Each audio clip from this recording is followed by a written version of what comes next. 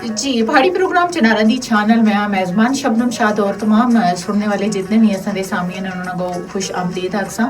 और गल करते असें कि बरसात का मौसम है और इसके अंदर एहतियात भी बहुत ज़्यादा ज़रूरी है क्योंकि जैसे ही गर्मी का तूफान जड़ा ना वो बरपास और उसके नाल नाल सावन का महीना जड़ा इस विच अचानक जलथल बारिश जड़ी है ना आनन फानन शुरू हो जल्दी है और कुछ लोगों का भी कहना आसा कि अजकल आज़ाद कश्मीर का मौसम जड़ा ना वो कुछ मिनट के अंदर कुछ सैकंड के अंदर कुछ घंटिया के अंदर जरा ना अचानक चेंज होता होता और वाकई कोई शक नहीं कि अचानक ऐसी बारिश आ जुलदी आ कि जिसकी वजह तो बहुत ज़्यादा जड़ा ना वो नुकसान का भी खदशा है और अगर असा लोग एहतियात ना की तो आखते उन्होंने परहेज़ जी है ना इलाज को काफ़ी हद तक जी है ना बेहतर है और इस वाहिद ऐसा ही मुमकिन अपने आप को असी बचा सकते हैं कि असी एहतियात भी करा और वो एहतियात किस तरह की है कि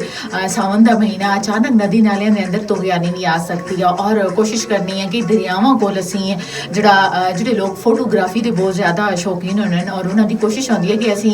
दरिया के आस पास नदी नालियां के आस पास जड़ा ना फोटोग्राफी जी है ना वो करवावा क्योंकि पानी जड़ा ना हर बंदे को पसंद है और बरसात के मौसम में अचानक जी बारिश होती है ये भी जी ना हर बंदे की पसंदीदा क्योंकि अचानक गर्मी का जोर जड़ा काफ़ी हद तक खत्म हो गया और बारिश जी अचानक जलथल हो जुलदी और इसकी वजह तो यानी छोटे छोटे जोड़े रास्ते हैं उस भी चलना मुश्किल हो जुलता और जी अगर 2-4 दिन पहले की गल करा तो बड़ी तूफानी जी बारिश है जिसकी वजह तो निकासी का सिस्टम जड़ा ना क्योंकि मुजफ्फराबाद आज़ाद कश्मीर के अंदर जो ना बारिशा अगरचे पहाड़ी इलाका होंदियां लेकिन क्योंकि बिल्कुल इलाका जो मुजफ्फराबाद का ये पहाड़ी इलाका और इस बारिश अगर ज्यादा भी हो जुला तो पता ना चलता था लेकिन जी गुज़श्ता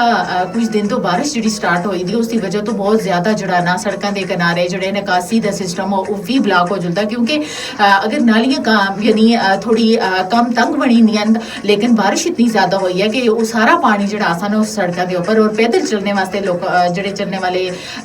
लोग आसे मुसाफिर जोड़े आसे उन्होंने वास्ते भी काफ़ी मुश्किलात का सामना करना पाया लेकिन कोशिश ये करनी है कि जो अचानक जलथल वाली बारिश आवा मौसम बहुत ज़्यादा खराब है तो कोशिश करो कि जोड़े लोग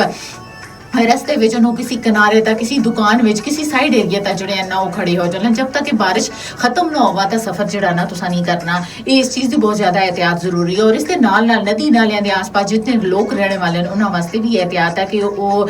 बच्चों का भी नज़र रखन और खुद भी एहतियाती तदबीर जोड़े अपनावन और कोशिश करनी है कि दरियावां के असी आस पास बिल्कुल नहीं जुड़ना फोटोग्राफी तो जोड़े ना इज्तनाब करना क्योंकि ये जो दरिया है खूनी दरिया इसको आख्या जलता और इस कई जाना जड़ियां ना ज़ाया हुई कुछ लोग फोटोग्राफी करते दरिया उन्होंने बागा ले गया और कुछ लोग जो ना लुत्फअंदोज